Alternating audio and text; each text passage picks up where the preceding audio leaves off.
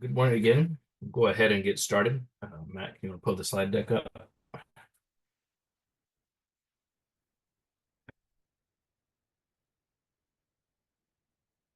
So, I appreciate everyone being here this morning.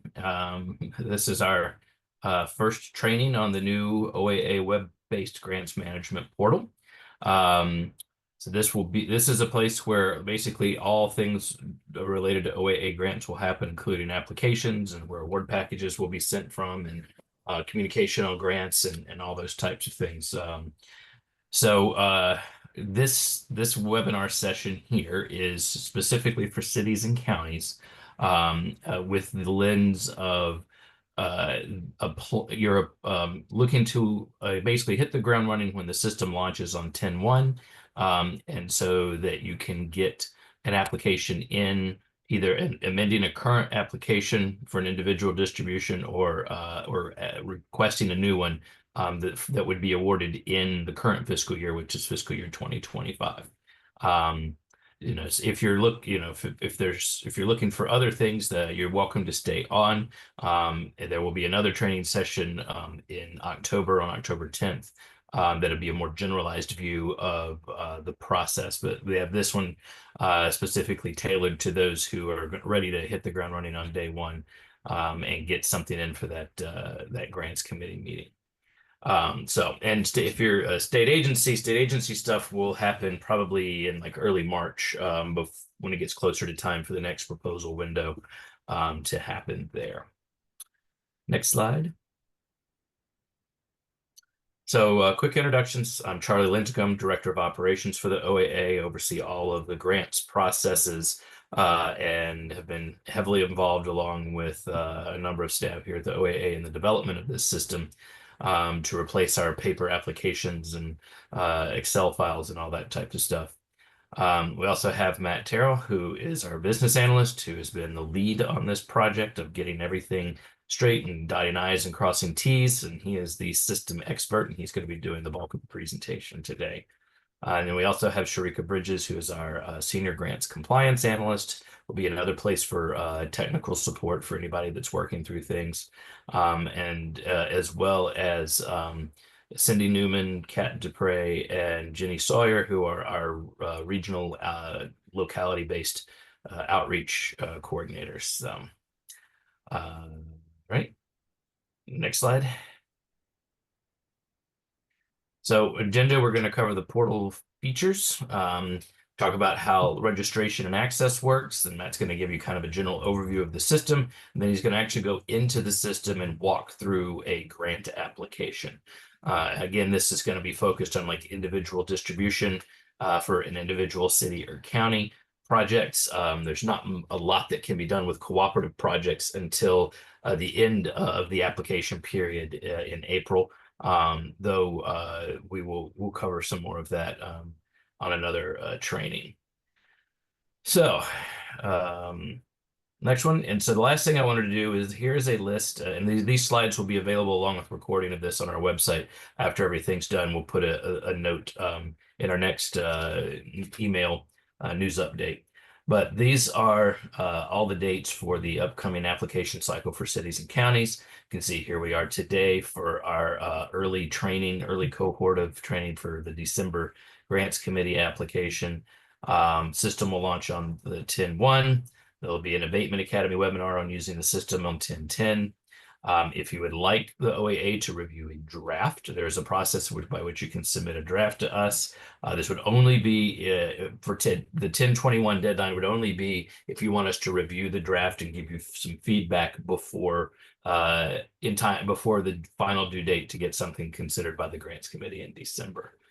And then on 10/30, we're going to have like just kind of an open, it's almost like an office hours kind of thing, open an option for as a Q&A, whether it's a kind of a programmatic grant business type of item or a system used kind of item. We're going to do a couple of those throughout where basically staff will be on for the hour and you can come and ask questions, support stuff. You can certainly reach out to us at other times. But we're just going to kind of leave this as a general open time to help people work through things so they can hopefully have issues resolved by any applications that need to be submitted by 11/4 for consideration of the 12/6 grants committee meeting. And then everything kind of flows along. Again, there's a February grants committee meeting, so you have the internal due dates amongst that. And then the final ones for the close of the application period for 4/1/25. And that would mean anything that you want to have active in the next fiscal year needs to have an application for either a new application or an amendment and a renewal to carry that project into the next year. So, and this will all be out on our website as well once the new once the launch date occurs. So from there, I'm going to turn it over to Matt. Morning, everyone. Thanks for joining us today. I'm really excited to show this off to you. Hopefully this will be everything you've ever wanted, and who knows, maybe it could be more.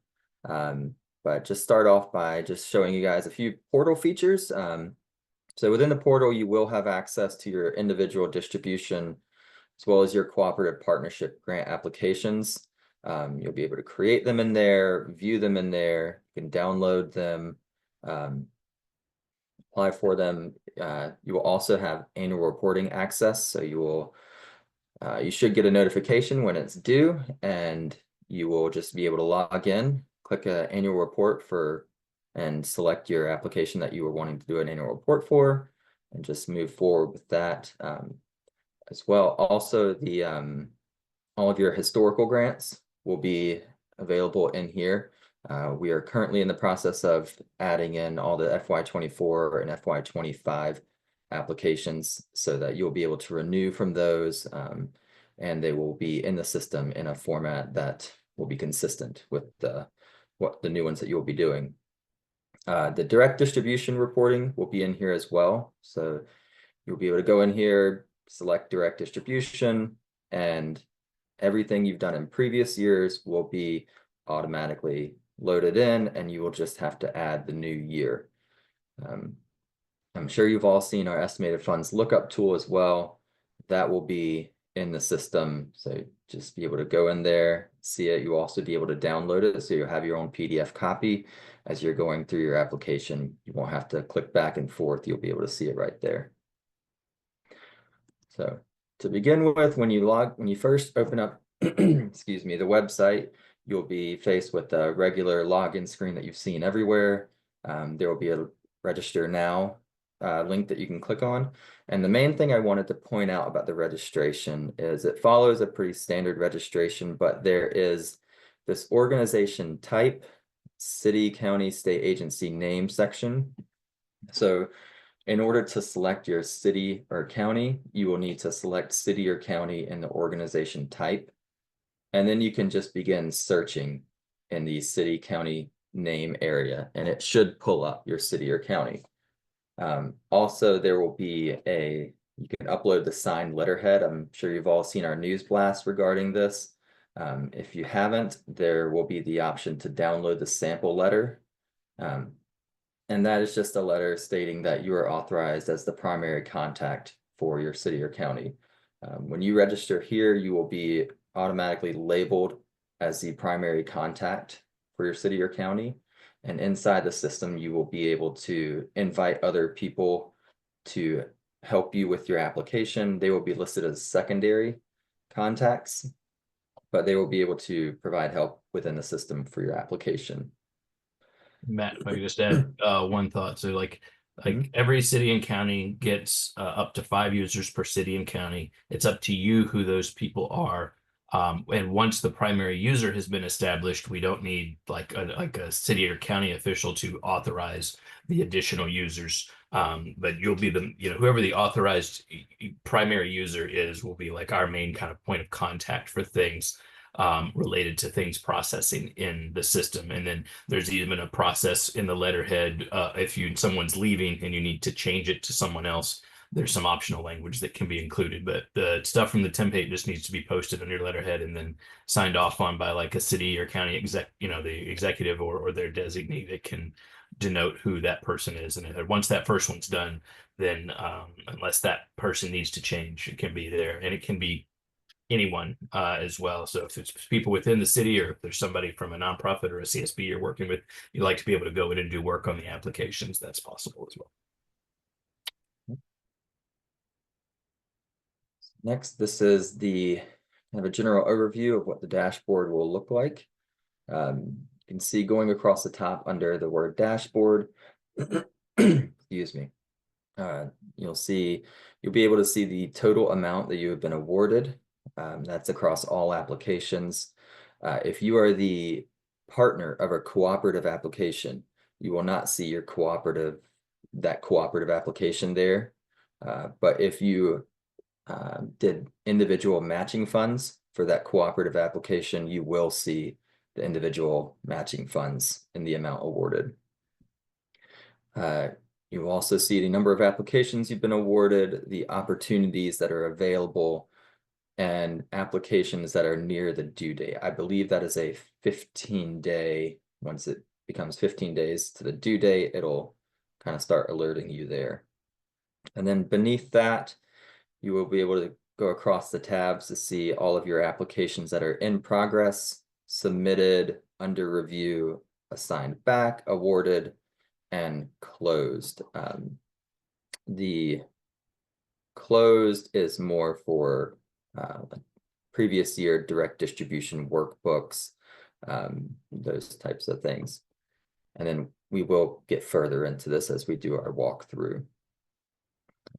On the, let's see, here we go.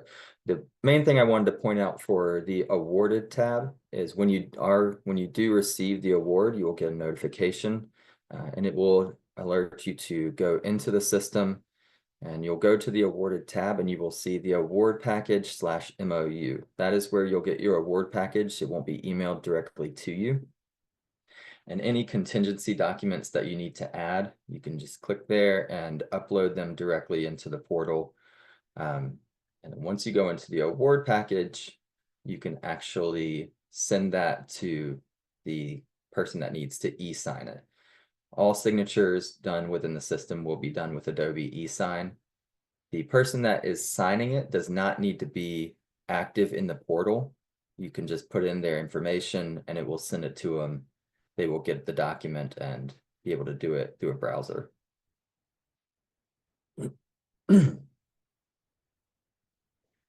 On the left-hand side of the dashboard, you'll see our different sections. So it begins with dashboard, moves on to grant management, where you will see all the different applications that are available.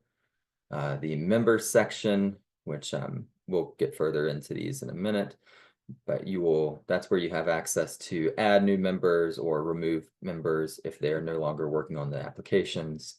All of your historical downloads, the estimated funds lookup tool. And for those of you that are managing multiple localities, maybe you're doing the grant writing for a number of different cities or counties, you will be able to switch cities or counties within the system, and it will only pull up the funds for the locality that you have selected. And then beneath that is the cooperative partner dashboard. So if you are a partner for a cooperative application, that is where you will go to see any applications that you're a partner of. So our first section here is the grants management. So as you scroll down, you'll see all the different grant opportunities that we have. Starts off with the individual city county distribution grant 2025 is what we have listed here. One thing to note is that if you click view details, you will get a larger listing of items that you need to consider before you begin your application. So it does save your application as you go through the system. As you work through your application, it will save it, but it will help if you kind of view details and look at everything that it is that you need, and get everything together before you begin. And then once Matt, maybe make note that those the dates that are listed here are just dummy filler data for when you're testing the system. The dates that will show here will be reflective of the dates I showed earlier in the slide deck. Yes. And in fact, I believe, yeah, so those will all be open in the regular dates that Charlie has listed. Another thing to note is you might see some weird names. This is all done in our UAT area. And after doing, I don't know, 100, 200 testing applications, you just start to have some fun with it. So you might see some strange names for applications. So once you're done that, you can select apply. Also, the start annual reporting button, that will only be available, that will only show up if the annual reporting time period is open. If it's outside the annual reporting time period, that won't even be accessible. So once you click apply, you'll see this pop up. And again, if you have no amendment or no projects to amend or renew, those won't even appear there. You'll just be able to click new. If you are going to amend or renew, you select those and it will give you a list down of all the projects that you have available, and you will be able to select your project and move forward. Next is our members. As I said, once you are in the system, you'll be listed as the primary contact. You can also edit your information in there. If you have a new title, anything like that, you can change it there. And this is where you will invite new members. Let's see. And you will also be able to edit those secondary contacts. So you'll be able to remove them, edit them. It's completely up to you how you handle those members. And then next is the historical downloads. The main thing I wanted to point out with the historical downloads is you can filter these. It is filtered on the document type column. So it's filtered by application intake, which is your application, cooperative agreement, gold standard, direct distribution workbook, and I believe there is one other. I lost track of what that was, but you'll be able to see all of those in there, and you can view and download them as you need. Next is our estimated funds lookup tool. We tried to make it look as similar as possible to what you already know. But the main thing I wanted to point out was that you can download this, and it downloads much further than 2026. I believe it's all the way through the end of what we have available. And it is, let's see. Yeah, so it follows exactly as you would with as the estimated funds lookup tool does. And that will still be available on our website in the Excel version you've had before for anybody that can't access the system. Eventually there'll be like an external dashboard that this will be rolled into, but we're going to maintain it both in the system and outside the system until that dashboard's up, which will probably be sometime in the spring. Yep. Another thing to note of this is if you are in an application and you are trying to apply for more individual funds than you have available, it will let you know.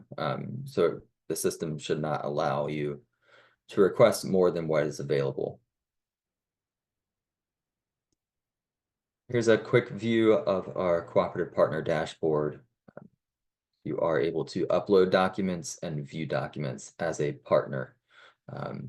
Anything beyond that, you will need to speak to your fiscal agent and have them make any necessary corrections or updates in the application. Okay, the next thing, as I mentioned earlier, some of you are probably managing multiple localities. In order to do that, what you have to do is you will select your name in the top right of the dashboard and select Manage Locality. And then from there, you'll see this screen on the right, and you can just search the city or county that you are trying to add. And you will click Add, and go through the same registration that you did with when you initially registered. You will upload any, if you're the primary contact, you will upload the primary contact letter. And if you I believe it does require. So for secondary, never mind. Yeah, we do ask for secondary contacts that they not try to, if you're going to be the secondary contact for a city or county and you're already in the system, just have the primary contact for that city or county invite you instead of trying to add yourself to it. Okay, so let me see here and go through a quick grant.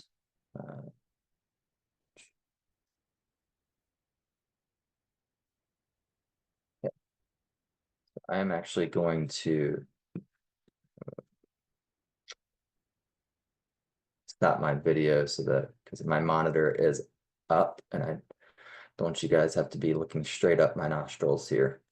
So I'm gonna pause my video there and begin walking through. So this is, right now I'm logged into the UAT area and I'm logged in as a primary contact for Fairfax County. As you can see, we've done a number of testing. All the testing that we've done is in here. So you can see this is what we had in progress. You can view applications or resume. What has been submitted, we can view.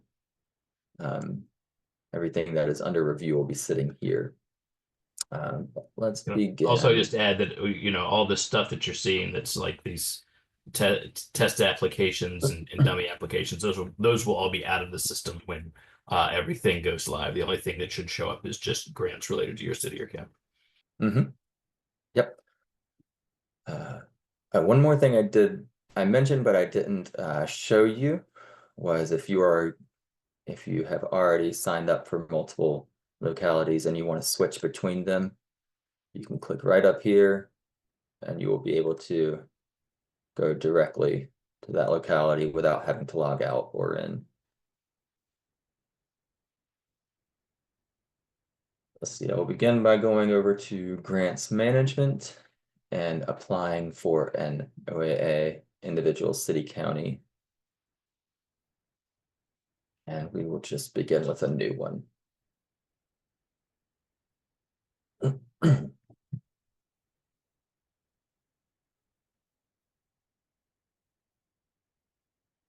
So it'll start off by putting you in an instructions page. It mirrors a lot of what we have in the instructions on the grants management section. But please do read through this just to make sure you have everything that is needed. Decides to load. It may have logged me out because I logged this earlier. Here we go. You have all of your instructions there, and you can read through those and click next. You will have a lot of this information will be if you have already completed an application or have a historical grant. You may want to just review these. You can update them as necessary, but they should pre-fill. And then beneath your mailing and address is the contact person for this application. So if it is going to be you, you can add existing and your name will be here. If the contact person for this application is somebody that is not already in the system, you can invite new user and fill out their information here. So for this, I'll just select myself and click Save and Next.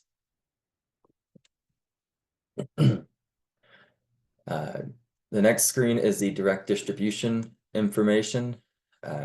If you have already done this inside of the direct distribution workbook, it will fill out whatever you have already completed.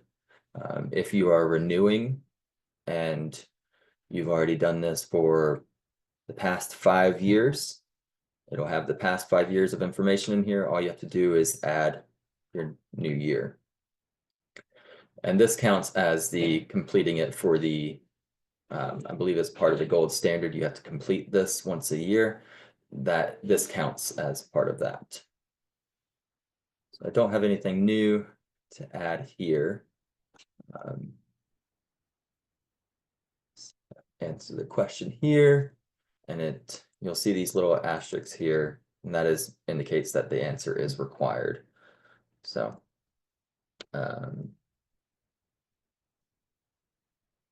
just fill it out there, and we can click save next. Actually, I'll point it out here. If there's a line in any of these boxes that you need to update, you can just select the checkbox and click edit, and it'll allow you to edit whatever it is that is needed. If you need to add a new year, or in this case, a new project, select add new, select your new fiscal year and the amounts. So doing that, I'll click save and next. The next page is the gold standard. For those of you that have already opted in to the gold standard, we have updated that in our system.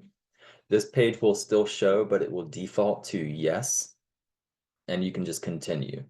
If you have not already opted into the gold standard, it will allow you to either choose yes, which will ask that you put in a contact that needs, well, you'll have to read through what is available and put in a contact that can sign for the city or county, saying that the city or county opts into the gold standard. If not, you will select no and can move forward.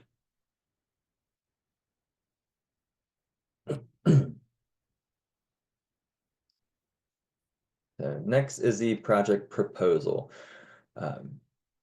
This, for the most part, there might be one or two changes from what you did in fiscal year 2025, but it should mirror very closely the fiscal year 2025 application.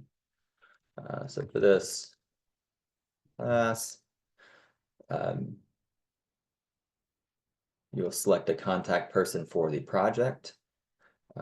Again, if it's you or somebody already in the system, you can choose them here or invite the new user. We'll just select myself. I'll ask you if following criteria of the project meet, and this will be a new effort, and ask you to fill in a brief narrative description of the project. For these questions here, there is a 2,000 character limit. You can, if you go to the bottom right of these, you can enlarge this so that you can see more than 3 lines of what you've typed. The next questions are regarding the budget section. These will be filled in based on what you enter in the budget sections of the application process. That way you won't have to worry about making sure that everything ties. The system will do it for you. Same with the direct distribution amounts. If you're pledging any of that, it will pull it from the budget sections. So you just walk through these.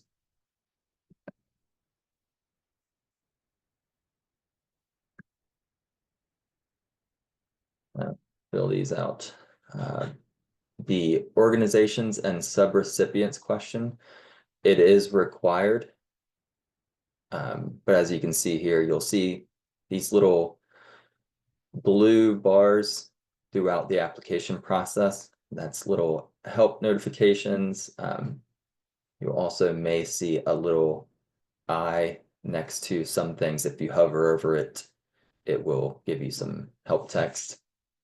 But if you do not have an organization or subrecipient that will be working with you, you can just add new, type in NA 0 funding, and choose other,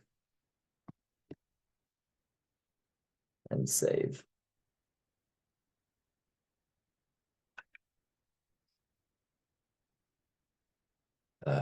Does the project have components other than opioid related? So if you select yes, there will be an additional question that you need to answer. If you select no, you can just move forward.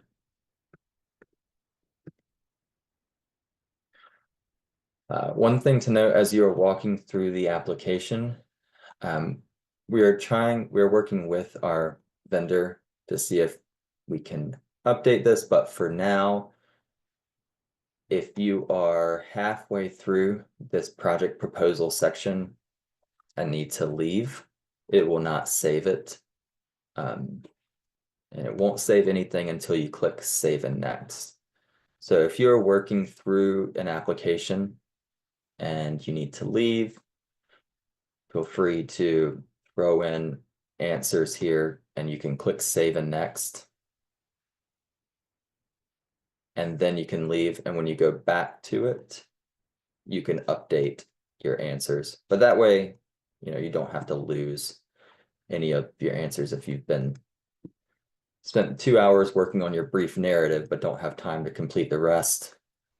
You can just throw in some answers here to move forward.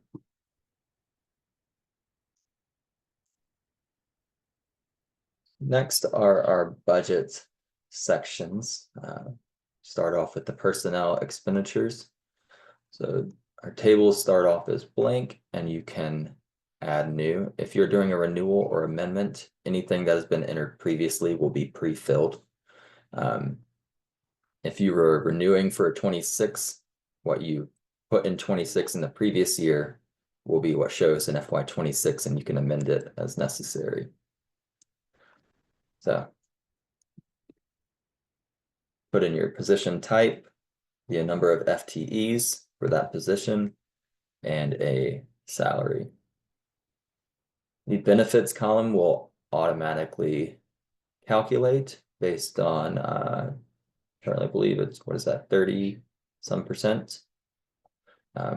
But if you have your own benefits that you'd like to do, you can change the amount there. I believe it's 35%. 35. And the total here is automatically calculated as well. So if I changed it to 3, it would update our total. This is the little I that I was referring to earlier. If you hover over it, you'll see some help text saying that benefits are auto-calculate, but you can overwrite them. So if I see, go ahead and fill this out. And then select save. And you'll see there's all of my salary for that year. For the wage, select add new. There, the number of wage, you can enter your number, the rate, and the number of hours. And the total here includes FICA. So let's go ahead and put that for all of these.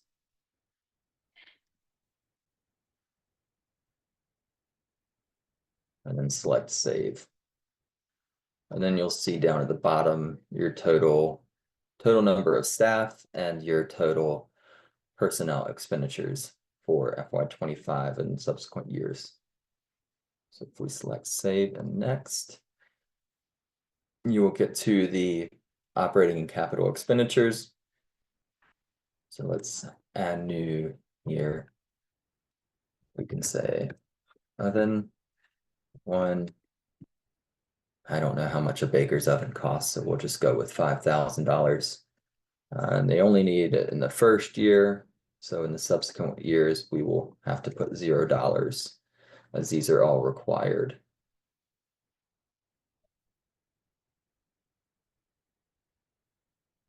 Actually, you know what?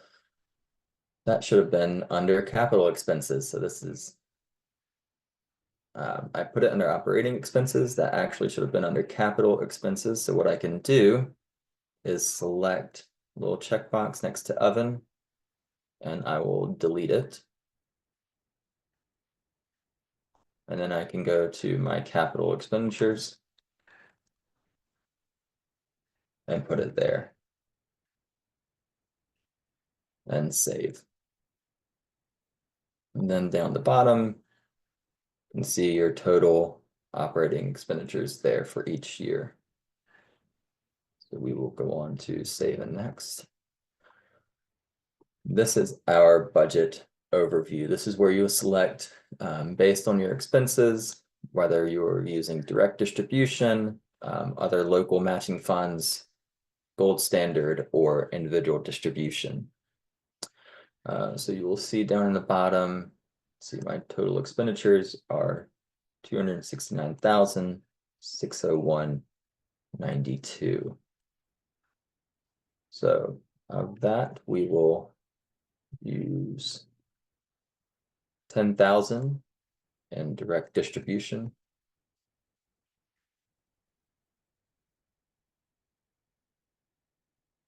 And save.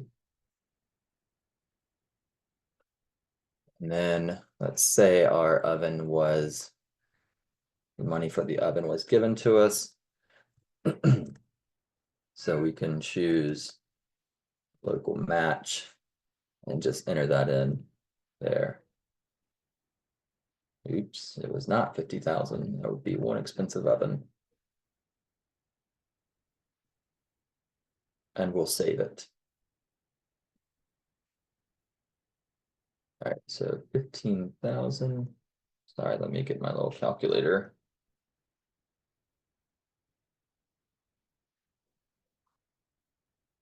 We can see here, it's telling me my total requested amount must be the exact match of my requested funding source. So we have 254 to 192. 239, 601.92. So I am going to split that up between gold standard. I selected the checkbox and edit.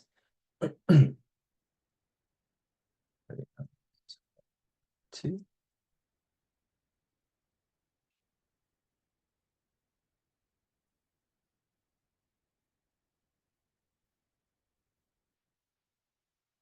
And save.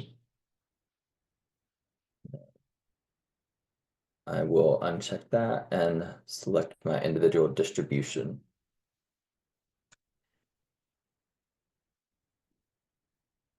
And I believe I am going to be off in my subsequent years. So we will get to that. Save.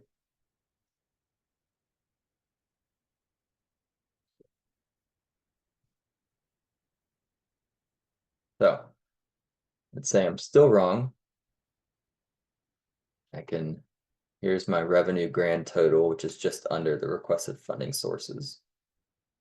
So I have expenses. I see what I did. One person we do suggest to have you add as a secondary contact is someone from your fiscal department, and they can work on this for you, help you with it. So let's see, my expenses are still shy by 15,000. So let me add that into my individual. And then let's see, and now I need to fix my out years to 61, 601, 92 minus 249, 601, 27,000.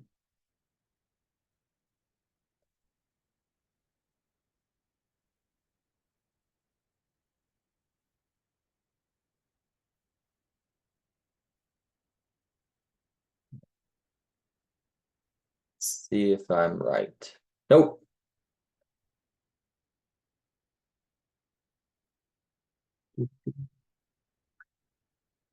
So I should have chosen easier amounts, or at least lower amounts.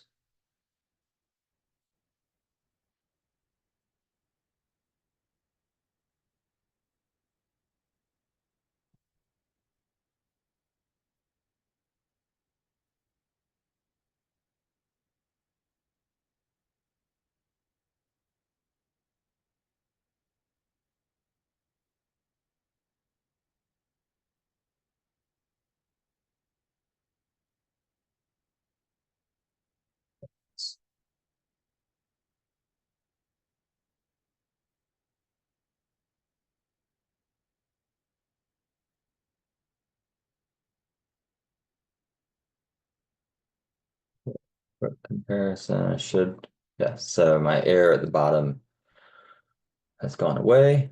We'll see total requested from the OAA is 254,000, which is a combination of the gold standard and the individual distribution. So I can click save and next.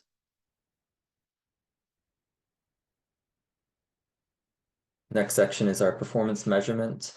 This follows exactly as it has been done in previous years. If you're doing a new one, it is required that an amount is entered into one of these rows. So if you scroll down, you can see all of the different performance measurements here.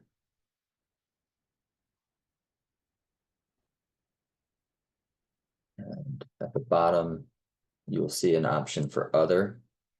You can, if you needed to add a new one, you can describe your performance measure and enter your values there. So for here, I will just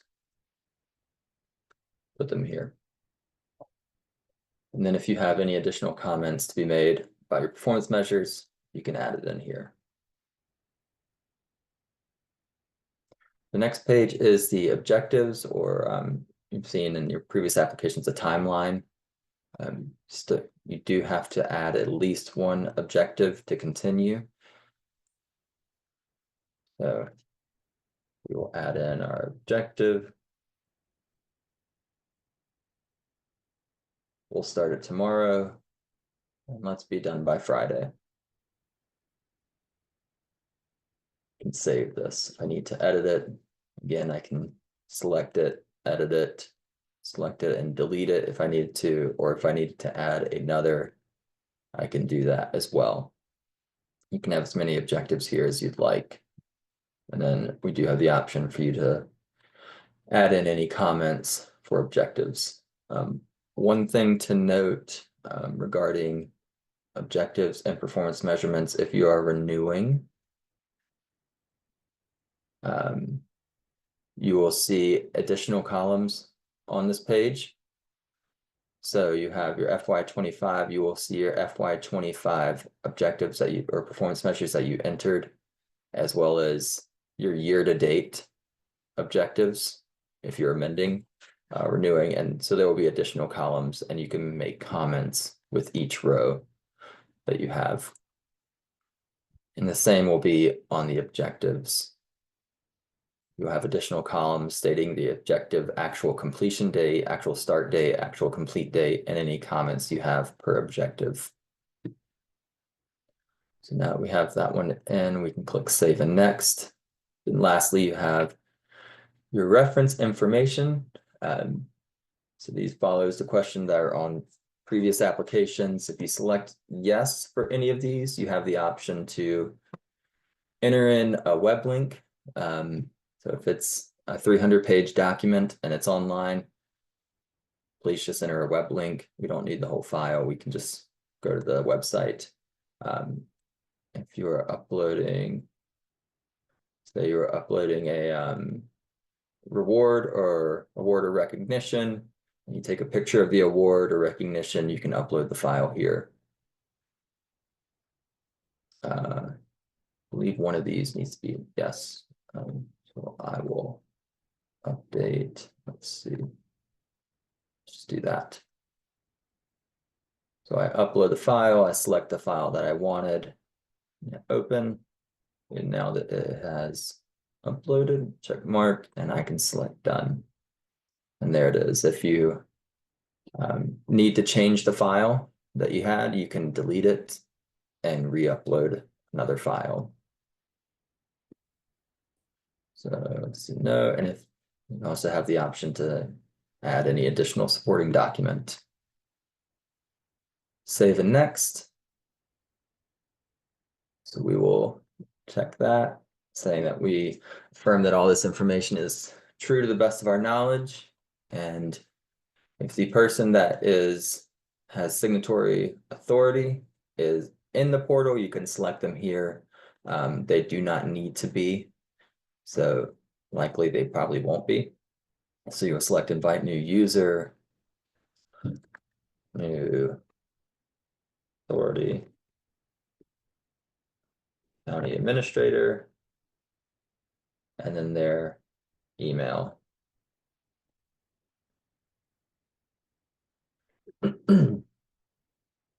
So once we are good here, one thing that I did not point out at any point, for each of these pages, you'll see up here in the top right an option to download the application.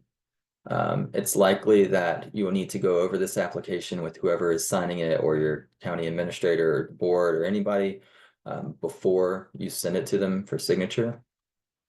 So if you get all the way through the application or at any point through the application, you can select download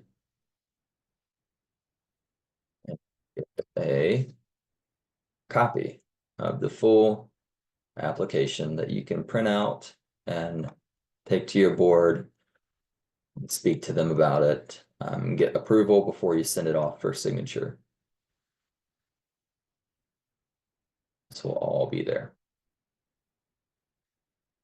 And so once you've done that, you can come back, get all the way to the signature page and send for e-sign and submit.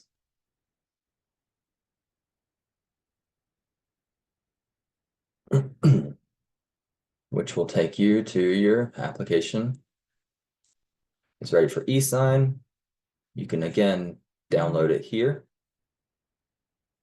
or you can just go back to your dashboard.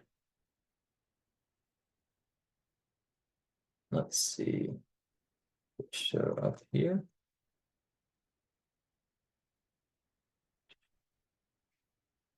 Oh, for UAT, we actually turned off the signature, so I believe it should be under. But when you do that, it will be sitting under in progress. And once it has been, you'll see this ready for e-sign status. Once it has been signed by the signature authority, it will be moved to the submitted status. You can see there. And then from there, you can also view your application.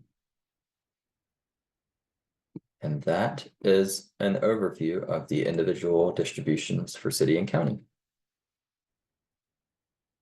So let's see.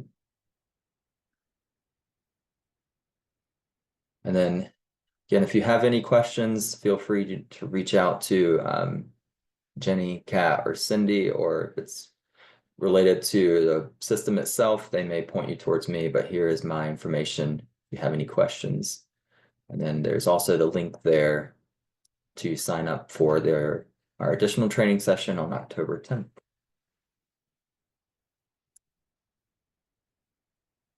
Have any questions? We have about 9 minutes left. Yep. You want to use the hand raise or put stuff in the Q&A. So we do have one in the Q&A. If we need more than 5 users added, in addition to the primary users, it's possible to request additional users. Not at this point. That's how all of our licensing is set up in the system. What you might think about is people that would actually be doing work in like entering things into the application, being your normal people in the system, versus people who just need to see it, because you can always download things into like a PDF and email them out for people to look at and review. And as mentioned before too, whoever your executive is that is assigning does not have to be in the system. They can sign things through the Adobe e-sign process outside of the system. If you're running into problems with that, then I just say reach out to us, info@voaa.us, and we can look into the situation.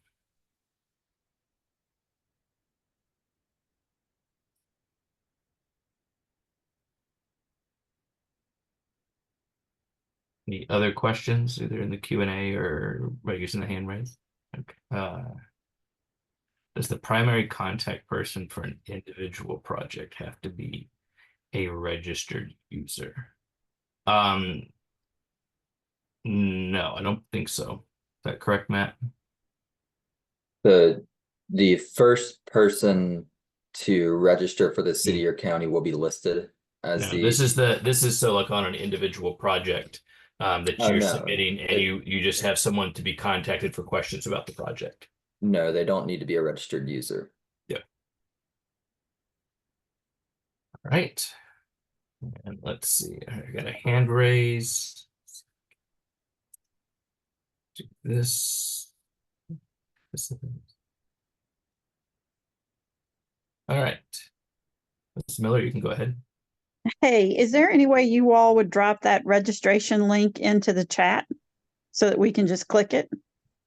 For the Additional training. sure. You're gonna take care of that, Matt? Yep. Great. Thank you. Mhm.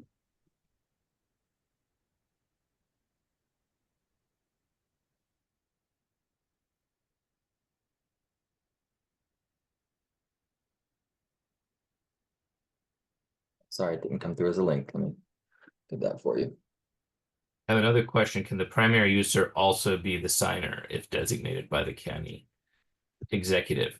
Yes, certainly. If the executive has designated that person, I would say that if it's a usually we expect to see like the county executive or one of their deputies or like a very, very high level director, maybe like a CFO or somebody like that. So if it's somebody below that, um, you might want to go ahead and add that to we would need to see some type of documentation on that, whether it's you already have like a delegated procurement policy that allows someone to sign or like some type of letter that's allowing them to sign.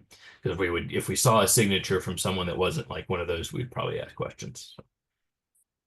The system will allow it to Mhm. happen. I believe the only time it doesn't allow something like that is for a cooperative agreement, which is done during the application. The same person cannot be the signer for two cities or counties on a cooperative agreement. It won't allow that. Yeah, so it has to be one person per city or per county. Um, but yeah, for a cooperative application. Yeah.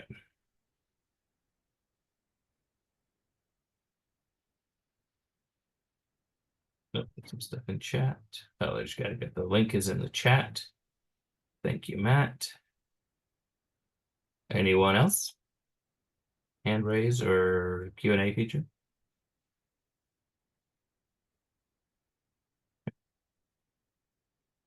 Does the primary contact person for a cooperative partnership have to be the fiscal agent, even if that person is not completing the application? So I think uh, clarification to that question. Are you talking about the primary contact person on an application? Or are you talking about the primary user in the system? And Ms. Saunders, if you want, you can do a hand raise. I can promote you. It might be easier to chat it out.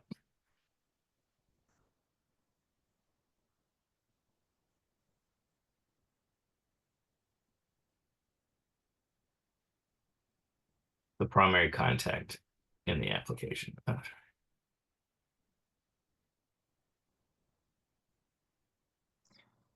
If it's the primary contact for the project, um, no, it doesn't necessarily have to be the fiscal agent. Like if one city or county decided to be the fiscal agent and the other city was doing a lot of the actual programmatic work, then that the person from the other city could be, or the other organization, could be the primary contact in the application. They don't have to be someone from the fiscal agent. The city or county executive from the fiscal agent or their designee has to sign the application. And we do need to make sure that there's a contact. Like an application contact separate from the project contact. The application contact needs to be someone from the fiscal agent, because when we have questions about a cooperative partnership, we're going to that contact person at the fiscal agent. We're not, I'm not, if there's 5 localities, I'm not contacting 5 separate localities when the fiscal agent's been designated to be the person.